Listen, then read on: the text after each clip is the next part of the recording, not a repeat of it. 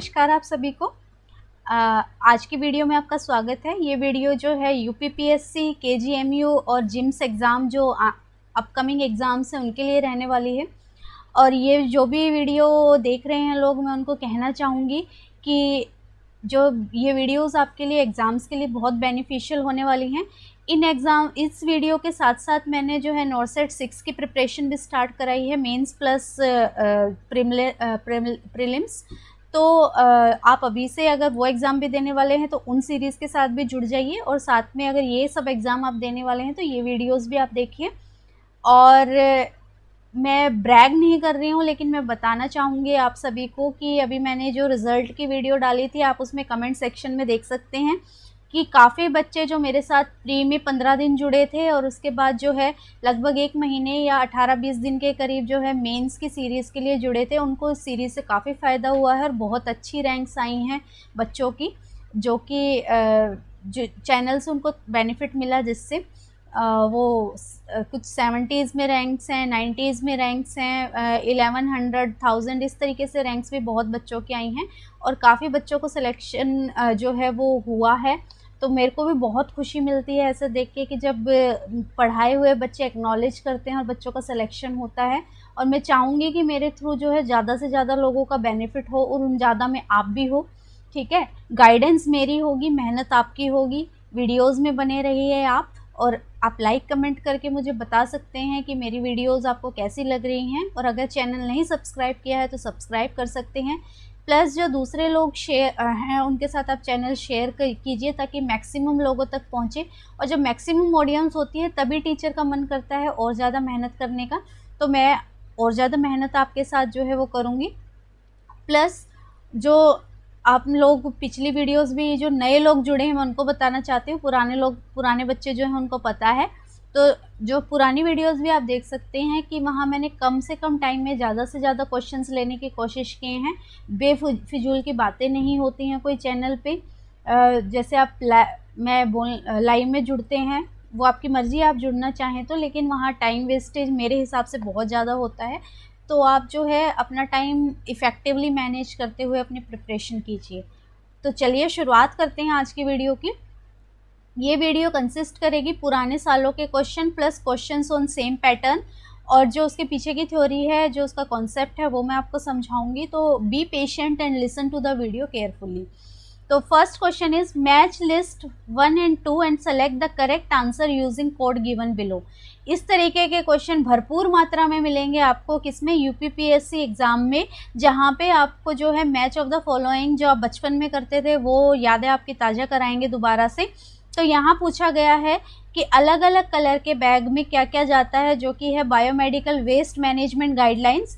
और जो biomedical waste management के रूल्स है, अभी 2016 में अमेंडमेंट हुई है रूल्स में, कुछ बैग्स के कलर चेंज हुए हैं। जो पहले रूल्स होते थे वहाँ पे क्या होता था, क्लोरीनेटेड बैग्स होते थे, जहाँ पे जो है पानी में क्लोरीन घोल के उसमें चीज़ों को डिप करके दिया जाता था। लेकिन अब जो है ड्राई बैग्स होते हैं, कोई क्लोरीनेटेड बैग्स का कॉन्सेप्ट हटा दिया गया है। तो कुछ अमेंडमेंट्स जो हैं वो एक्ट में आई हैं। यहाँ पूछा गया है रेड बैग में क्या जाता है, येलो में bluish white puncture proof bag. And अब ये ब्लूइश वाइट नहीं होता है, ये वाइट पंचर प्रूफ बैग होता है। ये पहले का क्वेश्चन है जो पेपर में आया हुआ है, उस टाइम पे ऐसा होता होगा।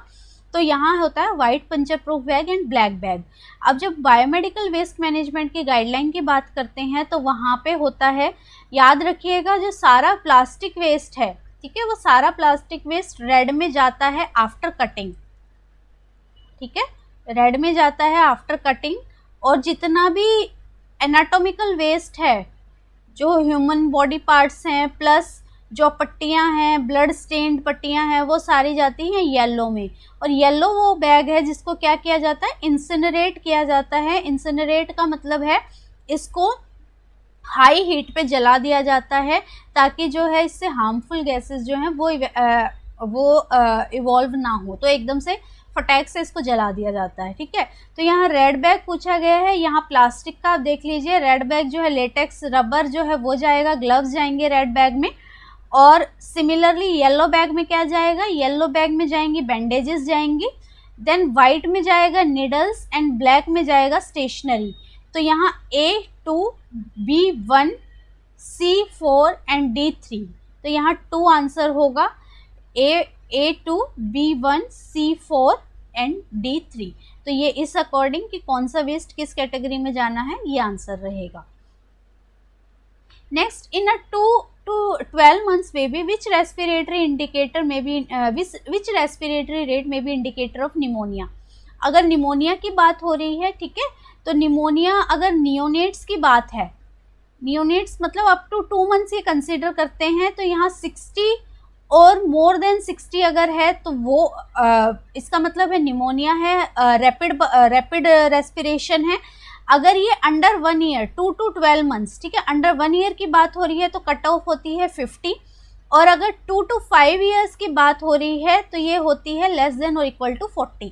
तो यहाँ इस एज ग्रुप की पूछी गई है तो ये होगा बी आंसर, मोर देन 50 जो है वो 50 कट ऑफ है इस एज ग्रुप की, तो मोर देन 50 को हम क्या बोलेंगे, निमोनिया बोलेंगे। ये गाइडलाइन किसके अकॉर्डिंग है, IMNCI के अकॉर्डिंग है। IMNCI होता है इंटीग्रेटेड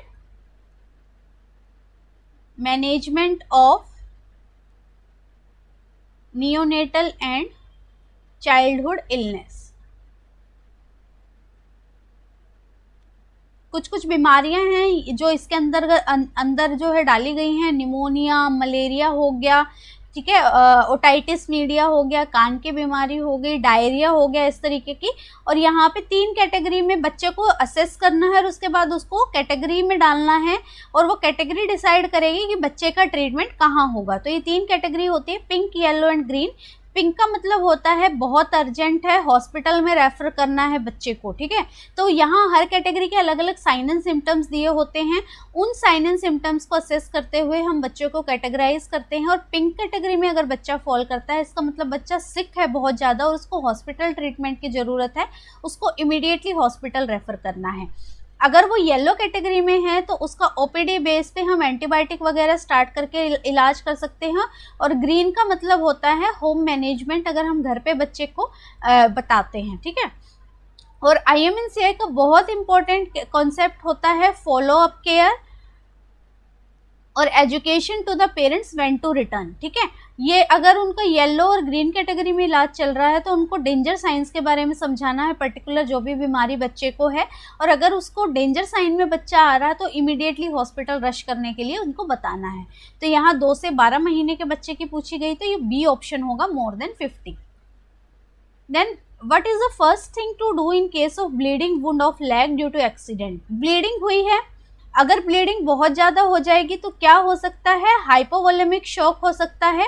तो कभी भी प्रायोरिटी क्या रहती है, हमेशा क्या रहती है, प्रेशर अप्लाई करना रहता है priority with a sterile dressing, ताकि ब्लीडिंग को कंट्रोल किया जा सके। ब्लीडिंग कंट्रोल होगी तो बाकी पैरामीटर्स को भी कंट्रोल किया जा सकता है धीरे धीरे। तो यहाँ सी करेक्ट आंसर होगा कि डायरेक्ट प्रेशर जो है ब्लीडिंग पॉइंट पे लगाना है विद अ स्टेराइल और clean dressing. Next, which one is the most common cause of ophthalmia neonatorum. Ophthalmia neonatorum होता है क्लेमाइडिया की वजह से। अगर मदर को जो है सेक्सुअली ट्रांसमिटेड डिजीज है, क्लेमाइडियल इन्फेक्शन है, क्लेमाइडल इन्फेक्शन गोनोरिया में भी ये होता है, यहाँ chlamydial infection is the option. Chlamydial infection में अगर नॉर्मल वजाइनल डिलीवरी होती है तो बच्चे की आंख में इन्फेक्शन हो सकता है, ठीक है, जिससे कि उसको ऑप्थेल्मिया नियोनेट्रम हो सकता है। और अगर ऑप्थेल्मिया नियोनेट्रम है तो आंख से प्यूरिलेंट डिस्चार्ज, पस गिरना, आंखों का चिपचिपा होना, बच्चे का क्राई करना दर्द की वजह से, ये सारे साइन एंड सिम्टम, आंखों को सूजना, ये सिम्टम्स प्रेजेंट हो सकते हैं। इस केस में क्या चलता है, इरिथ्रोमाइसिन ऑइंटमेंट जो है वो बच्चे को दिया जाता है। अगर प्रिवेंटिव तौर पे भी जनरली दे देते हैं अगर क्लेमाइडल या गोनोरियल मदर से बच्चे की नॉर्मल वजाइनल डिलीवरी के थ्रू बर्थ होती है तो, ठीक है। तो यहाँ ए करेक्ट आंसर होगा। Then what is the real Parkland है ये क्वेश्चन में, ठीक है। This is Parkland formula. Parkland formula to estimate the requirement in first 24 hours. Parkland formula होता है फ्लूइड रिक्वायरमेंट देखने के लिए इन केस ऑफ बर्न। तो अगर बर्न पेशेंट है उसमें कितना फ्लूइड चाहिए पहले 24 घंटे में, जिसको हम असेस करते हैं पार्कलैंड फॉर्मूला से, और उसको हम असेस करते हैं 4 ml into total body surface area burn. Total body surface area burn ये हम किससे निकालते हैं, रूल ऑफ 9 जो फॉर्मूला है उससे देखेंगे कि कितना परसेंटेज जो है बॉडी जल गई है, उसको हम मल्टीप्लाई करेंगे और बॉडी वेट जितना होगा उसको मल्टीप्लाई करेंगे। फिर जितना फ्लूइड आता है, ठीक है, जितना फ्लूइड आता है उसको हमें 24 घंटे में देना होता है। कैसे देना होता है, एग्जाम्पल के तौर पे मान लेते हैं 1200 ml फ्लूइड आया है इस फॉर्मूला में वैल्यू रख के, ठीक है, तो ये 1200 हमें 24 घंटे में देना है। पहले 600 ml इमीडिएटली पहले 8 घंटे में देना है और बाकी 600 ml जो है उसके बाद 16 घंटे में देना है। तो पहला हाफ फ्लूइड जितना भी आया है वो 8 घंटे में देना होता है और इस फ्लूइड को हम बोलते हैं इनिशियल फ्लूइड, ठीक है, इनिशियली जो हमें देना पड़ता है दैट इज इनिशियल फ्लूइड। और जब भी हम ये फ्लूइड दे रहे होते हैं हमें वाटर इंटॉक्सिकेशन, कार्डियक ओवरलोड के लिए पेशेंट को मॉनिटर करते रहना पड़ता है, क्योंकि हो सकता है कि बहुत ज़्यादा फ्लूइड होने की वजह से कार्डियक ओवरलोड पेशेंट्स को हो जाए। तो ये सारी चीज़ों का ध्यान हमें रखना है। तो यहाँ ए राइट आंसर रहेगा, this is the parkland formula. Next, the postpartum period extend for how many weeks after delivery. Postpartum period होता है इमीडिएटली डिलीवरी के बाद, इमीडिएटली आफ्टर डिलीवरी, और व्हेन द ऑर्गन्स इन्वॉल्यूट, जब सारे जो ऑर्गन्स थे जो बढ़ गए थे वो अपनी नॉर्मल स्टेट पे वापस चले जाते हैं, उस टाइम को बोलते हैं पोस्टपार्टम पीरियड। और ये जनरली 6 वीक्स यानी 42 दिन का जो है वो माना जाता है। कहीं कहीं बुक्स में ये 8 वीक भी लिखा होगा, लेकिन जो अगर इसका सटीक आंसर की बात करें तो वो 6 वीक रहेगा, C. Which of the following parameter is not included in Apgar score. Apgar score होता है जब बच्चे की बर्थ होती है तो 1 minute after birth in 5 minutes पे जो है अपगार स्कोर असेस करते हैं। यहाँ पे अपगार जो है इसी के फॉर्मूले से हम देखते हैं। मैक्सिमम स्कोर यहाँ हम वैल्यू करते हैं 0, 1, 2। अपगार होता है एक्टिविटी, कि बच्चे की एक्टिविटी कैसी है। अगर नो एक्टिविटी है 0, अगर क्राई कर रहा है 2 देंगे, और जो है फ्लैग्स्ड है तो हम जो है 1 देंगे, ठीक है। और पी रहता है पल्स, कि मोर देन 100 है no pulse 0, less than 100 1, more than 100 2। इसी तरीके से ग्रेमेसिस देंगे, ठीक है। जी होता है ग्रेमेसिस, ए होता है अपीयरेंस, एंड आर होता है रेस्पिरेशन। इन सब के आधार पे हम जो है बच्चे को 0, 1, 2 स्कोर के आधार पे हम देखते हैं। और मैक्सिमम स्कोर इसमें होता है 10 और मिनिमम स्कोर होता है 0। तो ये बच्चे की जो है कैसा बच्चे का आउटलुक है, बच्चे का जो है स्टेटस कैसा है, ये सब असेस करने के लिए हम अपगार स्कोर देखते हैं। तो यहाँ हार्ट रेट भी इसमें है, ठीक है, पल्स, देन मसल टोन भी इसमें है, grimace, and then colour of the baby भी है, अपीयरेंस। इसमें ब्लड प्रेशर कंपोनेंट नहीं होता, नोट पूछा था तो blood pressure is the correct answer है। Next, false perception without any stimulus. False perceptions को हम बोलते हैं हेलुसिनेशन। डिल्यूजन होता है फॉल्स बिलीफ, ठीक है, बिलीफ होता है डिल्यूजन्स। और इल्यूजन होता है कि इन प्रेजेंस ऑफ स्टिमुलाई, कि कुछ चीज़ प्रेजेंट होती है लेकिन हम उसको क्या है गलत इंटरप्रेट कर देते हैं, जैसे रस्सी का सांप दिखना इस तरीके से, लेकिन वह रस्सी प्रेजेंट है। डिल्यूजन में ऐसा कुछ भी नहीं होता। डिल्यूजन में एक बिलीफ होता है लोगों को, जैसे डिल्यूजन ऑफ, एग्जाम्पल के तौर पे डिल्यूजन ऑफ परसिक्यूशन। इस डिल्यूजन में लोगों को वहम होता है कि कोई मुझे मारना चाहता है, कोई मेरे पीछे पड़ा है। डिल्यूजन ऑफ ग्रैंडियोसिटी, यहाँ लोगों को रहता है कि मैं बहुत ही महान आदमी हूँ, मैं बहुत ही ग्रैंड आदमी हूँ, तो इस तरीके के डिल्यूजन्स प्रेजेंट होते हैं। डिलीरियम जो है वो लेवल ऑफ कॉन्शियसनेस का जाना या डिसोरिएंटेशन का होना इज डिलीरियम। तो यहाँ फॉल्स परसेप्शन पूछा गया है, that is hallucination. Next, in which type of abortion the cervical os remain closed and there is no passage of tissue? Abortion के कौन से टाइप में जो सर्वाइकल ओस है, जनरली क्या होता है, अगर अबॉर्शन होता है तो ये सर्वाइकल ओस खुल जाती है, ठीक है, ओस ओपन हो जाती है, सारे प्रोडक्ट जो है बाहर निकलते हैं। लेकिन कौन से टाइप में जो है ओस क्लोज रहती है और कोई पासेज ऑफ टिश्यू नहीं होता? Complete abortion, inevitable, incomplete and threatened.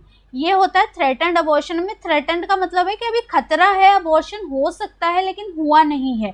Generally threatened abortion में क्या होता है, पेशेंट को स्पॉटिंग हो जाती है, ठीक है, थोड़ा जो है ब्लीडिंग होगी, हल्की सी ब्लीडिंग होगी, तो उसको बोलते हैं थ्रेटन्ड अबॉर्शन है। यहाँ पे ही पेशेंट को रोक दिया जाता है फ्लूइड वगैरह देके, बेड रेस्ट दे के, अगर नीडेड है तो हॉर्मोन्स देके जो है प्रोजेस्टेरोन वगैरह, यहाँ पे पेशेंट को प्रेगनेंसी को रोक दिया जाता है। तो इस अबॉर्शन में, थ्रेटन्ड अबॉर्शन में ओस नहीं खुलती है और कोई टिश्यू जो है वो पास नहीं होते हैं, कंप्लीट में पूरा प्रोडक्ट निकल जाता है।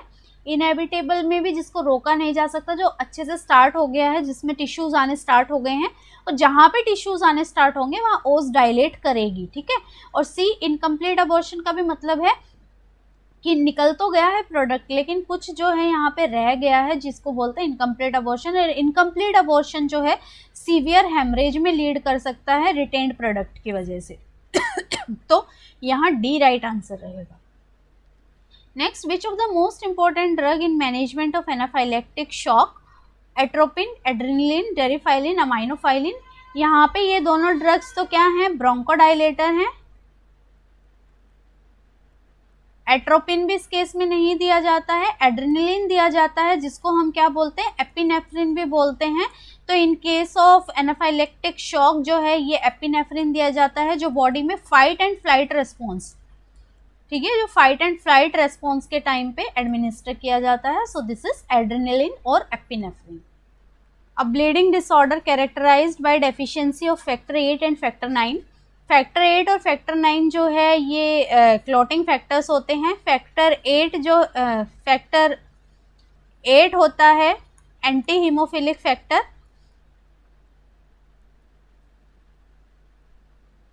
और फैक्टर 9 होता है Christmas factor.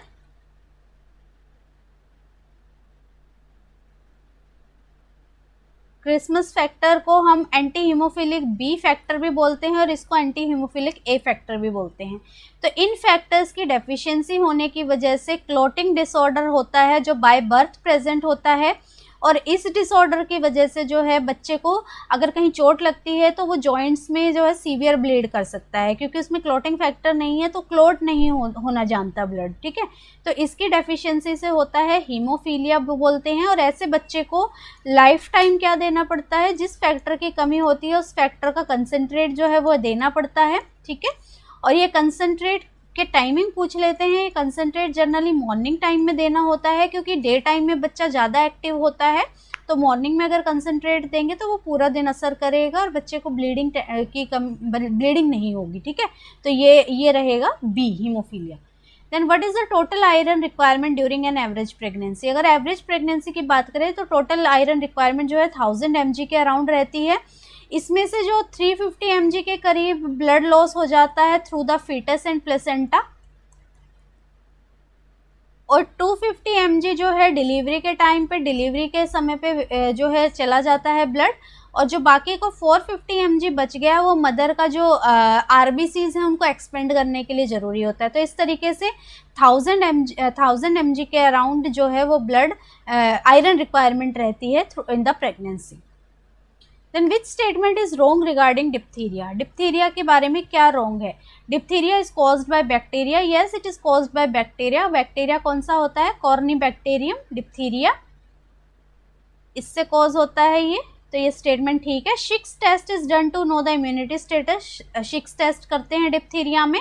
Diphtheria mainly affect lower respiratory tract and incubation period is 2 to 5 days। ये सारी स्टेटमेंट ठीक है, बस ये स्टेटमेंट गलत है। यहाँ रॉन्ग ही सिलेक्ट करना था कि लोअर रेस्पिरेटरी ट्रैक्ट को नहीं करता है, ये जनरली किसको करता है? अपर रेस्पिरेटरी ट्रैक्ट को इन्फेक्ट करता है। और यहाँ पे जो एक बहुत कॉमन फीचर होता है कि बुल नेक, ठीक है, लिम्फेडिनोपैथी होने से नेक बहुत भारी हो जाती है, जिसको बुल नेक अपीयरेंस बोलते हैं, तो वो यहाँ पे प्रेजेंट हो जाती है। तो सी करेक्ट आंसर होगा। Next, normally which drug is use to dilate the pupil? Pupil जो डायलेट करने के लिए जेंटामाइसिन, ट्रोपिकामाइड, लेवोफ्लॉक्सिन, बीटामिथाजोन। ये क्या है? कॉर्टिकोस्टेरॉइड है। लेवोफ्लॉक्सिन एक ब्रॉड स्पेक्ट्रम एंटीबायोटिक है। Then gentamicin is also an antibiotic.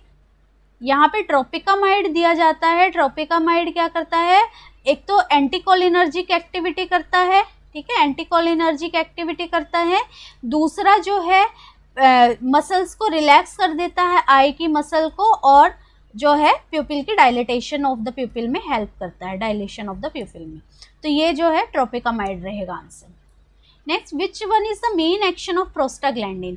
Prostaglandin का मेन एक्शन क्या रहता है? प्रोस्टाग्लैंडिन के बहुत सारे एक्शंस होते हैं। जहाँ कभी भी इंजरी कोई ब्लड वेसल्स को होती है वहाँ पे प्रोस्टाग्लैंडिन्स रिलीज होते हैं। प्रोस्टाग्लैंडिन्स के बहुत सारे टाइप होते हैं, ठीक है। मेनली जो प्रेगनेंसी में काम आते हैं प्रोस्टाग्लैंडिन ई एंड एफ होते हैं, और इनका काम रहता है प्रोस्टाग्लैंडिन का कि ये यूट्राइन कॉन्ट्रैक्शन को एक्सिलरेट करने में हेल्प करते हैं। तो ए राइट आंसर रहेगा prostaglandin. Next, fear of closed space. Closed space के फियर को हम क्लोस्ट्रोफोबिया बोलते हैं। एक्रोफोबिया, फोबिया हम किसको बोलते हैं? कोई भी इर्रेशनल फियर, कि हमारे पास कोई रीज़न नहीं है कि हमें क्यों डर लगता है, लेकिन हमें डर लगता है, ठीक है। तो इर्रेशनल फियर को हम फोबिया बोलते हैं। एक्रोफोबिया होता है फियर ऑफ हाइट। साइनोफोबिया होता है fear of blue colour. Nyctophobia होता है, निक्टो मतलब रात है तो फियर ऑफ नाइट या डार्कनेस का फियर जो है वो रहता है। Claustrophobia is fear of closed space. Next, give the correct order of 5 stages of dying. 5 stages of dying को डाबडा से याद रखेंगे आप, ठीक है। और ये किसने दी थी? कुबलर एंड रॉस ने ये स्टेट्स दी थी। इनका मानना है कि कोई भी बंदे को अगर आप कोई इतनी क्रिटिकल इलनेस है जब बताएंगे तो वो इन 5 स्टेजेस से गुजरेगा। सबसे पहले होगा डिनाइल, देन पहले फिर रहेगा एंगर, फिर bargaining, depression and acceptance. Acceptance सबसे लास्ट में आती है। सबसे पहले डिनाइल करेगा वो कुछ ना कुछ तरीका ढूंढ के कि मुझे ये नहीं हो सकता, ये सब कुछ। फिर एंगर होगा कि मैं क्यों, मेरे को क्यों हुआ ये, ठीक है। देन बार्गेनिंग होगा कि मुझे ये ना हो कि ये हो जाता, ठीक है। फिर डिप्रेशन में जाएगा, देन एक्सेप्टेंस आएगा। तो ये डाबडा से आप याद रखेंगे, कुबलर एंड रॉस ने दी थी ये states. Next, which hormone control the sexual behaviour? Serotonin and melatonin, oxytocin and vasopressin, thyroxine and adrenaline and androgen and oestrogen. जो सेक्स हार्मोन्स हैं वो है एंड्रोजन एंड एस्ट्रोजन। एंड्रोजन जो है मेल में सेकेंडरी सेक्स कैरेक्टरिस्टिक्स के लिए responsible है, और एस्ट्रोजन जो है फीमेल्स में सेकेंडरी सेक्स कैरेक्टरिस्टिक्स के लिए रिस्पॉन्सिबल है। सेरोटोनिन नहीं है इस चीज़ के लिए रिस्पॉन्सिबल। मेलेटोनिन भी नहीं है। मेलेटोनिन किस में काम आता है? हमारी सर्काडियन साइकिल जो कि हमारी स्लीप एंड वेक साइकिल है उसके लिए होता है। ऑक्सीटोसिन जो होता है, ऑक्सीटोसिन के बहुत सारे फंक्शंस होते हैं। यूट्रस को कॉन्ट्रैक्ट भी कराता है, प्लस जो है लेट डाउन रिफ्लेक्स, जो मिल्क इजेक्शन रिफ्लेक्स है, लेट डाउन रिफ्लेक्स, उसमें भी हेल्प करता है। वेसोप्रेसिन क्या होता है? हमारा एंटी डायूरेटिक हार्मोन होता है जो कि जो ब्लड है जो वाटर है उसके लेवल को मेंटेन करने में हेल्प करता है। थायरोक्सिन थायराइड ग्लैंड से रिलीज होने वाले हार्मोन है। एड्रेनलिन जो है जो हमारे एड्रेनलिन क्या करता है, जो हमारा एड्रेनलिन भी इसके लिए रिस्पॉन्सिबल नहीं है सेक्स हार्मोन के लिए।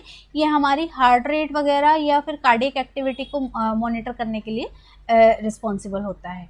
तो ये डी आंसर रहेगा इसका। Next, match list 1 and list 2 and select the correct answer using code given below. Cognitive learning, affective and psychomotor.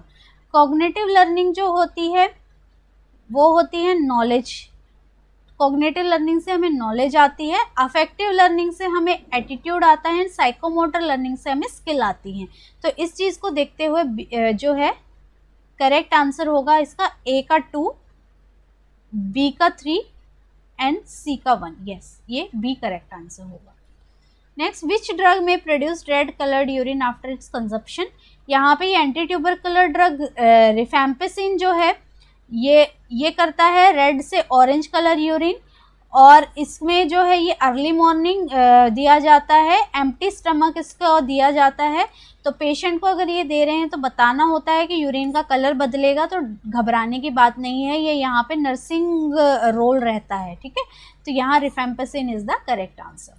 Next is large scale water purification comprises all steps except. Large scale purification में क्या क्या क्या है, क्या नहीं होता है, ठीक है। Water storage, disinfection, screening and filtration. Purification की बात हो रही है तो वाटर को जो है प्रोसेस से गुजरना पड़ता है। Water storage is the not included in water purification, तो यहाँ ए राइट आंसर होगा। Next, in which of the following condition the cord remains attached to margins of the placenta? यहाँ पे कि मार्जिन में प्लेसेंटा, जनरली जो placenta होता है उसके सेंटर में कॉर्ड लोकेटेड होती है, और अगर उसके मार्जिन में लोकेटेड है तो उसको बोलते हैं बैटलडोर प्लेसेंटा। और प्लेसेंटा सक्सेंट्रेटा का मतलब होता है कि प्लेसेंटा में बहुत सारी लोब्स होती हैं, अगर कोई लोब जो है दूर पड़ी हुई है अलग से तो उसको बोलते हैं प्लेसेंटा सक्सेंट्रेटा। और वेलामेंटस प्लेसेंटा हम बोलते हैं, वेलामेंटस प्लेसेंटा होता है जनरली प्लेसेंटा को प्रॉपरली अटैच होना चाहिए, ठीक है।